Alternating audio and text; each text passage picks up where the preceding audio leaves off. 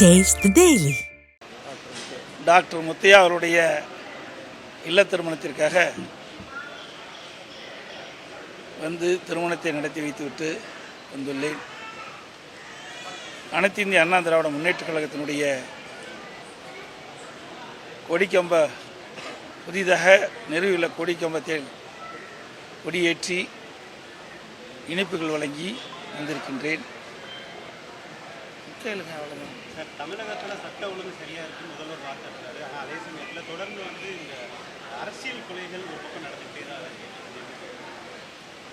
நான் ஏற்கனவே ஊடகத்தின் வாயிலாக, பத்திரிகையின் வாயிலாக, அறிக்கையின் வாயிலாக என் சட்டமன்றத்திலும் சட்ட ஒழுங்கு சீர்கெட்டு விட்டது என்று புள்ளி உரத்தோடு நான் பேசியிருக்கின்றேன். மீடியா திமுக ஆட்சி பொறுப்பேற்ற பிறகு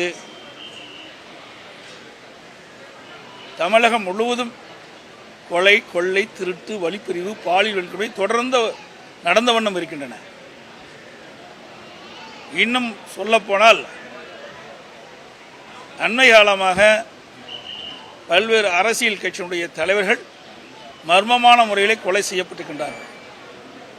திருநெல்வேலி மாவட்டத்தில் அங்கே இருக்கின்ற காங்கிரஸ் மாவட்ட தலைவர் திரு ஜெயக்குமார் அவர்கள் மர்மமான முறையிலே இறந்திருக்கின்றார். விடியா திமுக அரசு விசாரணை மேற்கொள்ளப்பட்டுவதாக தெரிவிக்கின்றார்கள். இன்னும் இந்த விசாரணையில் என்ன, யார் குற்றவாளி என்று கண்டுபிடிக்க முடியவில்லை. அதற்கு பிறகு ஒரு 4 நாட்கள் முன்பு சேலம் மாநகரத்தில் முன்னாள் மண்டல குழு தலைவர், கொண்டலாம்பட்டி கழக பகுதி கழக செயலாளர் திரு சண்முகம் அவர்களை இரவில் அவர் வீட்டுக்கு சென்று கொண்டிருந்த பொழுது திமுக கட்சியைச் சேர்ந்த நிர்வாகிகள் கூலிப்படையை வைத்து கொடூரமான முறையிலே வீட்டுக்கு அருகிலே அவரை கொலை செய்யப்பட்டிருக்கிறார். 2 நாளைக்கு முந்தைய, நேற்றைக்கு முன்தினம் இரவு தமிழ்நாடு மாநில பகுஜன் சமாஜ் கட்சியினுடைய தலைவர் ஆம்ஸ்டாங் அவர்களை படுகொலை செய்யப்பட்டிருக்கிறார். அதுவும் முதலமைச்சர் கொளத்தூர் தொகுதியிலேயே இந்த சம்பவம் நடைபெற்று வருவதாக செய்தி வெளியாகியிருக்கின்றன. அவருடைய தொகுதியிலேயே, மாநகர பகுதியிலேயே ஒரு தேசிய கட்சியில் மாநில தலைவராக இருக்கிற ஆம்ஸ்டாங் அவர்களை படுகொலை செய்யப்பட்டிருக்கின்ற சொன்னால் சட்ட ஒழுங்கு தமிழகத்திலே சந்தி சிரிக்கின்ற சூழ்நிலைத்தான் பார்க்கிறோம். மிக மிக மோசமான சட்ட ஒழுங்கு சீர்கெட்டு இன்றைக்கு சட்ட ஒழுங்கு படுபாதாளத்தில் சென்று விட்டது. மக்களுக்கு பாதுகாப்பு இல்லை, அரசியல் தலைவர்களுக்கு பாதுகாப்பு இல்லாத ஒரு சூழ்நிலை தமிழகத்திலே நிலவிக் கொண்டிருக்கின்றது. ஊடகத்தின் வாயிலாக, பத்திரிகையின் வாயிலாக நாட்டு மக்களுக்கு அத்தனை பேருக்குமே இன்றைக்கு தெரிந்து, இந்த விடியா திமுக முதலமைச்சர் எப்பொழுதெல்லாம் ஒரு சம்பவம் நடைபெறுகிறதோ அப்பொழுதெல்லாம் வீரவசனம் பேசுவார். அதோடு முடிஞ்சிடும். இன்றைக்கு காவல்துறையை கண்டு யாரும் அச்சப்படுகின்ற ஒரு சூழ்நிலையே இல்லை. சர்வசாதாரணமாக கொலை நடக்குது. கசாப்பு கடைக்காரன் ஆட்டை வெட்டுறது மாதிரி மனித உயிர்களை ரவுடிகள் இன்றைக்கு வெட்டி சாய்க்கின்ற காட்சி திராவிட மாடல் ஆட்சியில் தான் பார்க்கப்படுது. திமுக மாற்று அதிமுக தான் விக்கிரவாண்டி இடைத்தேர்தலில் அதிமுக போட்டிருக்கணும் துறை வைக்க சொல்லிட்டாங்க. திமுக மாற்று அதிமுக தான் விக்கிரவாண்டி இடைத்தேர்தலில் போட்டிருக்கணும், மதவாத சக்திகள் உயிர் பெறும். ஏங்க, எங்களை பொறுத்த வரைக்கும் எங்களுடைய கட்சியுடைய நிலைப்பாடு, எங்களுடைய தலைமை எடுக்கின்ற முடிவு. ஏற்கனவே மாண்புமிகு அம்மா இருக்கின்ற பொழுதே திராவிட முன்னேற்ற கழகம் எப்பொழுதெல்லாம் ஆட்சியில் இருக்கின்றதோ அப்பொழுதெல்லாம் இடைத்தேர்தல் வருகின்ற பொழுது ஜனநாயக முறைப்படி தேர்தல் நடக்காது. அதனால தான் மாண்புமிகு அம்மா இருக்கின்ற பொழுதே 5 சட்டமன்ற இடைத்தேர்தல்களை புறக்கணித்தோம். அதுக்கு பிறகு கருணாநிதி என்ன செஞ்சார்? புதுக்கோட்டையில் புறக்கணிச்சாரா இல்லையா? ஆர்கே நகரில் புறக்கணிச்சாரா இல்லையா? இன்னும் சொல்ல போனால் நான் ஊடகத்தின் வாயிலாக, செய்தியின் வாயிலாக ஏற்கனவே நான் தெரிவித்திருக்கிறேன். விடியா திமுக ஆட்சி பொறுப்பேற்ற பிறகு ஈரோடு கிழக்கு சட்டமன்ற இடைத்தேர்தல் வந்த பொழுது வாக்காளர்களை எப்படி அங்கே பட்டியலை ஆட்டை அடைப்பதை போல அடைத்து வைத்து கொடுமைப்படுத்தினார் என்று நாடே அறியும். கிட்டத்தட்ட 30க்கும் மேற்பட்ட இடத்துல வாக்காளர் பெருமக்களை காலையிலே அழைத்து சென்று அங்கே பட்டியலை அடைத்து விடுவார்கள். எந்த ஒரு கட்சியை சேர்ந்தவர்களும் வாக்காளரை சந்திக்க முடியாது. அந்த வாக்காளர்களுக்கு காலை உணவு, மதிய உணவு, மாலை செல்லுகின்ற பொழுது வீட்டில் இருக்கிற அனைவருக்கும் சேர்ந்து கேரி பேக்கில் போட்டு உணவு கொடுத்துட்டு கையில் பணத்தை கொடுத்துடுவாங்க. ஜனநாயக படுகொலை அரங்கேறியது. நான் ஊடகத்தில் சொன்னேன், பத்திரிகைன்னு சொன்னேன். அப்போ நீங்கள் யாருமே பயந்துக்கிட்டு போடல. ஒரு சில தொலைக்காட்சியெல்லாம் காமிச்சிங்க. அப்படிப்பட்ட ஒரு ஜனநாயக முறைப்படி தேர்தல் நடக்காது. பணமழை பொழிவார்கள். ஆளுங்கட்சியாக இருக்கிற காரணத்தால் மக்கள்லாம் இங்கே இருக்கின்ற அமைச்சர்கள்லாம் அங்கங்கே முகாமிட்டு ஏரியாக்களை பிரித்து பணமழை பொழிவாங்க, பரிசு பொருளை கொடுப்பாங்க. இப்போ கூட என்ன, இன்றைக்கு விக்கிரவாண்டி தேர்தலில் பார்க்கும்போது ஊடகத்தில் பார்த்தோம், ஒரு வீட்டில் இருந்து அங்கே இருக்கிற சட்டை, வேஷ்டி, பட்டுப்புடவைலாம் எடுத்து சாலையில் போடுறீங்க. நான் ஏற்கனவே சொன்னது நடந்தது இல்லையா?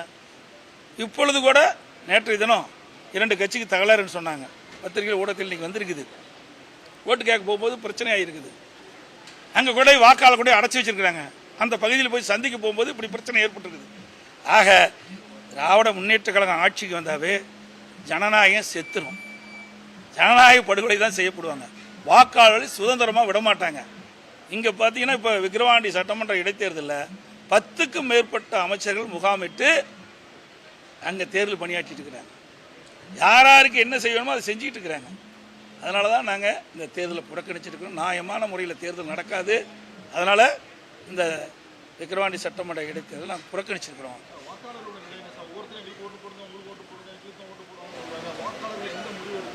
அதை நான் எப்படி, நாங்கள் தான் புறக்கணிச்சிட்டோமே. புறக்கணிப்புனாவே உங்களுக்கு தெரியாதா? இன்னைக்கு ஊடகத்துக்கு பத்திரிக்கை தெரியாதில்ல. புறக்கணிப்புனாவே என்ன? நாங்கள் அதிலிருந்து விலகிட்டு அர்த்தம். தேர்தல் இருந்து அதாவது இதையெல்லாம் ஜனநாயக நாடு. ஓட்டு போடக்கூடாதுன்னு சொல்வதும் தவறு, யாரை கட்டாயப்படுத்தவும் தவறு. இன்றைக்கு தேர்தல் ஆணையத்தின்படி தேர்தல் சுதந்திரமாக நடக்க வேண்டும். யாரையும் கட்டாயப்படுத்த முடியாது.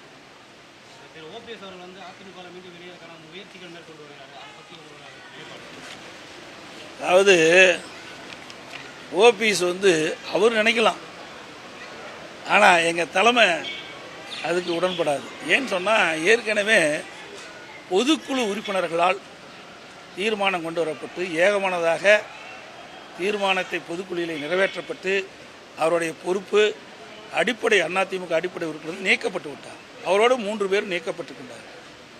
அவர் எப்பவுமே இயக்கத்துக்கு விசுவாசமாக இருந்த வரலாறே கிடையாது.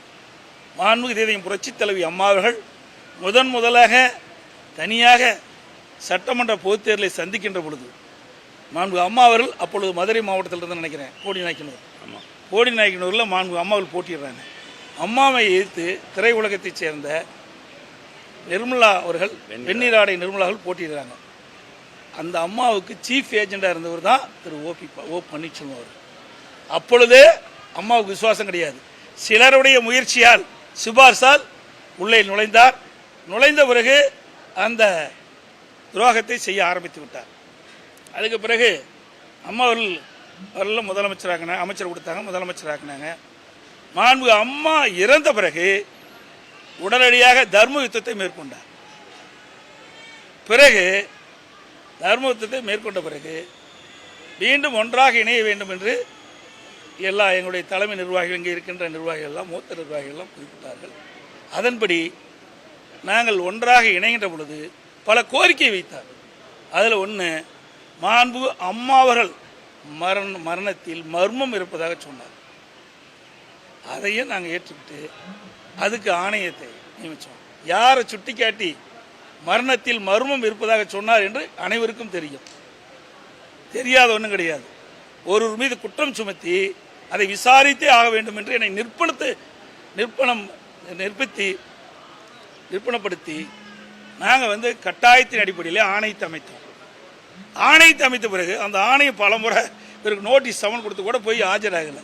அப்படிப்பட்ட காட்சியெல்லாம் பார்த்தோம். அதுக்கு பிறகு பார்த்தீங்கன்னா நாடாளுமன்ற தேர்தல் 2019 ஒன்றாக இணைத்த பிறகு அவருக்கு முக்கிய பொறுப்பு வேணும்னு கேட்டார். ஏன்னா ஒருங்கிணைப்பாளர் வேணுனாங்க. அவருக்கு வெறும் 3% பேர் தான் ஆதரவு இருந்தாங்க. வெறும் 3% பேர் தான், 10 பேர் தான் சட்டமன்ற உறுப்பினர் இருந்தாங்க. 97% பேர் எங்கள் அணியில் இருந்தாலும் கூட எங்களுடைய மூத்த நிர்வாகிகள் கேட்டுக்கொண்டிருந்த ஒருங்கிணைப்பாளரே கொடுத்தோம். துணை முதலமைச்சர் கொடுத்தோம், நல்ல இலாக்கா கொடுத்தோம். அப்பவும் அவருக்கு மனசு திருப்தி இல்லை. மீண்டும் 2019 அவருடைய மகன் வந்து தேனி நாடாளுமன்ற வேட்பாளர் அறிவித்தாங்க. அதை மட்டும்தான் அங்கே வினிச்சார். இடைத்தேர்தலில் அக்கறையே செலுத்தலை. அதோட அங்கே ஆண்டிப்பட்டி பெரியகுளம் இடைத்தேர்தல் வருது. ஆண்டிப்பட்டியில் நாடாளுமன்ற தேர்தலில் இவருடைய மகன் அதிகமான வாக்கு பெறார். அதிமுக வேட்பாளர் குறைந்த வாக்கு பெறார். அப்படின்னா இந்த இயக்கத்துக்கு விசுவாசமான இருக்கிறாரா? ஏன்னா அதில் வெற்றி பெற்று வந்தால் தான் ஆட்சி காப்பாற்ற முடியும். அப்படிப்பட்ட சூழ்நிலை இருக்கின்ற பொழுது கூட ஆட்சி பற்றி கவலை இல்லை, தன்னுடைய மகனை பற்றி தான் கவலை, கட்சி பற்றி கவலைப்படாத ஒரு மனிதர்.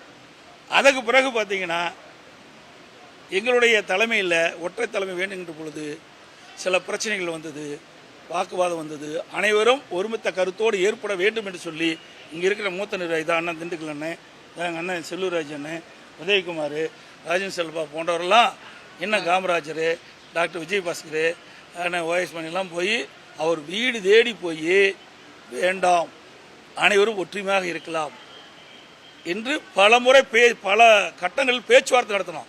ஒத்துக்கவே இல்லை. அப்புறம்தான் அவர் நீதிமன்றத்துக்கு போக வேண்டியது.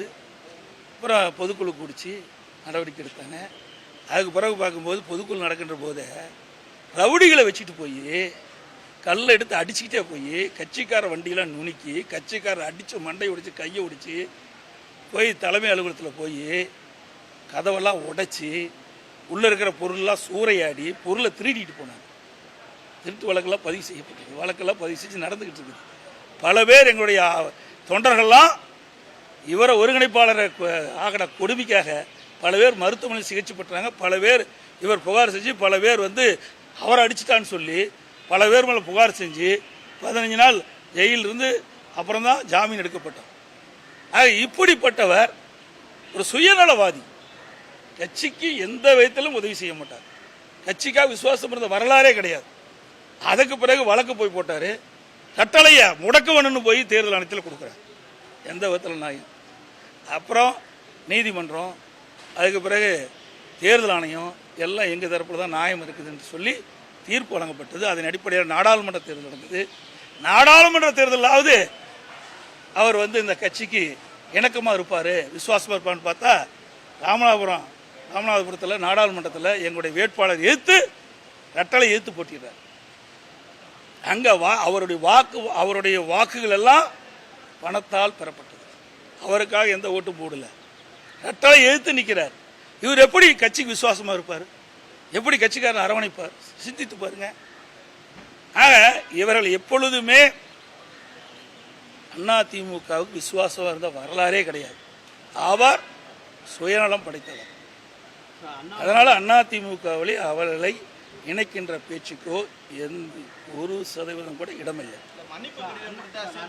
மன்னிப்பு கடிதம் யார் வேணாலும் கொடுக்கலாம். இத்தனையும் செஞ்சு போட்டு மன்னிப்பு கடிதம் கொடுப்பேன்ல. ஒரு சாதாரண தொண்டை ஒரு தப்பு பண்ணால் அடிப்படை உறுப்பு நீக்கிறோம். இவ்வளவு பெரிய தப்பை பண்ணவருக்கு எப்படி போய் தண்டனையை வந்து என்ன பண்ண முடியும்? இது நானும் அவரை எடுத்த முடிவு இல்லை, பொதுக்குழு எடுத்த முடிவு. அதை புரிஞ்சுங்க. இது யாரும் நீக்கல. அவரில் பொதுக்குழு உறுப்பினர்களால் இவரை அடிப்படை உறுப்பு நீக்கப்பட்டவர். அண்ணாமலா வந்து ஈரோடு தேர்தலின் போது நீங்க நிக்க வேணாம்னு சொல்லி நீங்க கேட்டதா? அவர் என்ன வேணாலும் பேசுவார். சந்தர்ப்ப சூழ்நிலை பச்சோந்தி மாதிரி அப்பப்போ கலர் மாறுவார். இன்னொன்று சொல்கிறேன், ஒரு பத்திரிகையில் பார்த்துருப்பேன். நேற்று தினமே என் சகோதரர் உதயகுமார் பேட்டி கொடுத்துட்டாரு. இருந்தாலும் ஒரு வார்த்தை துரோகின்னு சொல்லியிருக்கிறார். நல்லா சிந்திச்சு பாருங்கள். நான் துரோகி இல்லை. துரோகியினுடைய மொத்த உருவமே திரு அண்ணாமலை தான். ஏன்னா அவர் வந்து நான் பிரைம் மினிஸ்டர் பக்கத்தில் வந்து துரோகம் அழைச்சிட்டு சொன்னார். பிரைம் மினிஸ்டர் பக்கத்தில் வந்து உண்மைதான். ஆனால் அதுக்கு பிறகு நடந்தது என்ன? வேறு அண்ணாவுடைய பிறந்தநாள் விழா வருது. எங்களுடைய கட்சியுடைய பேர் அனைத்து இந்திய அண்ணா திராவிட முன்னேற்ற கழகம்.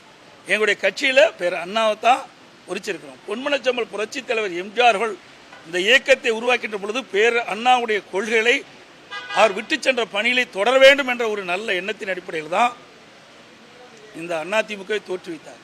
அப்படிப்பட்ட எங்களுடைய தலைவர்களை அவதூறாக கீழ்த்தரமாக விமர்சித்தால் நாங்கள் எப்படி பொறுத்துக்கொள்வோம்? பக்கத்தில் கோரத்துக்கே உனக்கு இவ்வளவு துடிக்குது. எங்களை எல்லாம் ஆளாக்கி உங்கள் முன் நிறுத்திய எங்கள் தலைவர்களை பற்றி பேசினா எங்களுக்கு எப்படி உள்ள குமரல் வரும்?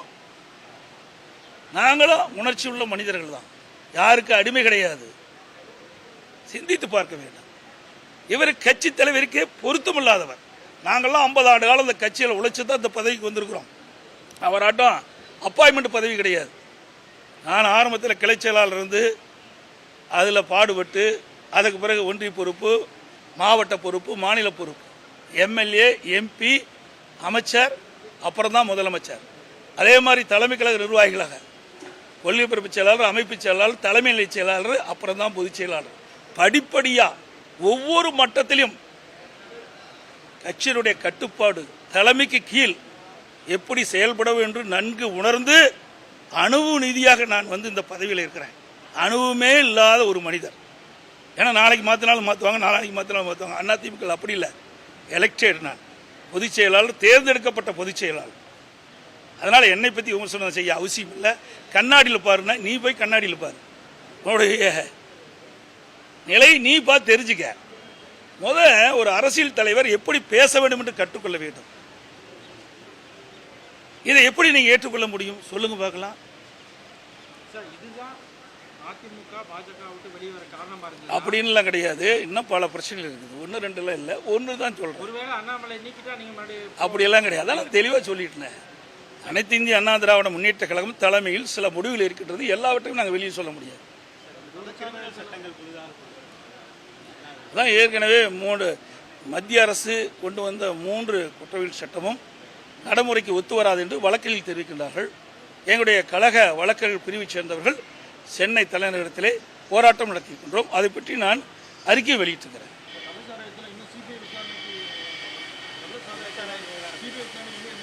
இப்போ நீதிமன்றத்தில் அந்த வழக்கு நடந்துகிட்டு இருக்குது. அதனால் நீதிமன்றம் என்ன தீர்ப்பு கொடுக்குன்னு பார்க்கலாம். இந்த விடியா திமுக ஆட்சியில் கள்ளச்சாராய மரணம், அந்த மரணத்தை நேர்மையான முறையிலே, உண்மையான முறையிலே அந்த வழக்கு நடைபெற வேண்டும் என்ற எண்ணத்தின் அடிப்படையில் தான் சிபிஐ விசாரணை வேணுங்கிறேன். ஏன்னா இதெல்லாம் மாநில இருக்கிற காவல்துறையெல்லாம் இதில் உட்படுத்திருக்குது, அரசு அதிகாரிகள் உட்படுத்தியிருக்கிறாங்க. அதனால் மாநில அரசு விசாரிக்கப்பட்டால் உண்மை குற்றவாளிகள் தண்டிக்க மாட்டாங்க. ஆகவே சிபிஐ விசாரிக்கப்பட்டால் நியாயமாக விசாரணை நடக்கும். இன்றைக்கு உண்மை குற்றவாளிகளை கைது செய்து நடவடிக்கை எடுக்க முடியும். அதுக்காக தான் சிபிஐ விசாரணை வேணும்.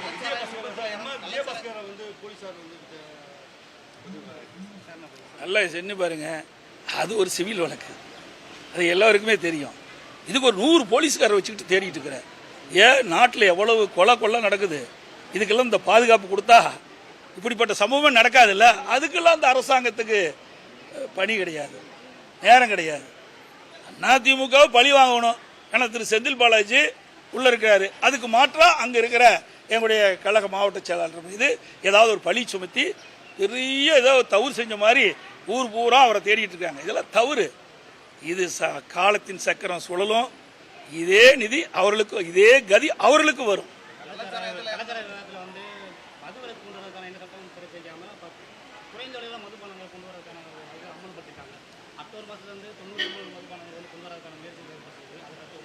அது நீ அவர்கிட்ட முழு விளக்கம் கேட்டதான் அவருக்கு தெரியும்.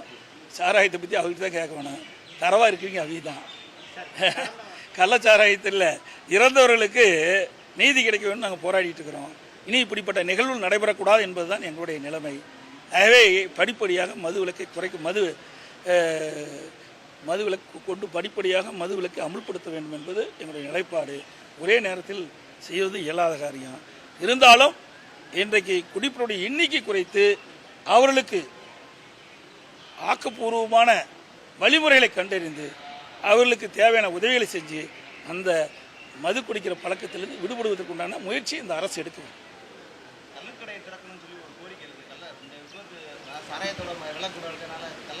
எல்லாத்துலேயும் போதை தானே வருது. கல் குடித்தாலும் போதை தான் வரும், சாராயம் குடித்தாலும் போதை தான் வரும், பிராந்தி குடித்தாலும் போதை தான் வரும். அப்புறம் அதுலேயும் போதை தானே வரப்போகுது.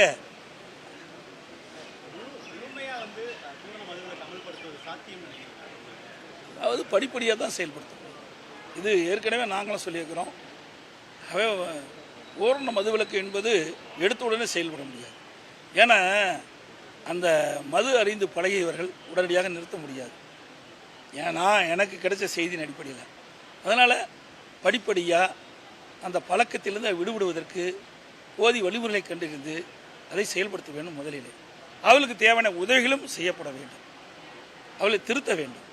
அப்பொழுதுதான் படிப்படியாக இந்த மதுவிலக்கு அமுல்படுத்த முடியும். அனைவருக்கும் நன்றி, வணக்கம்.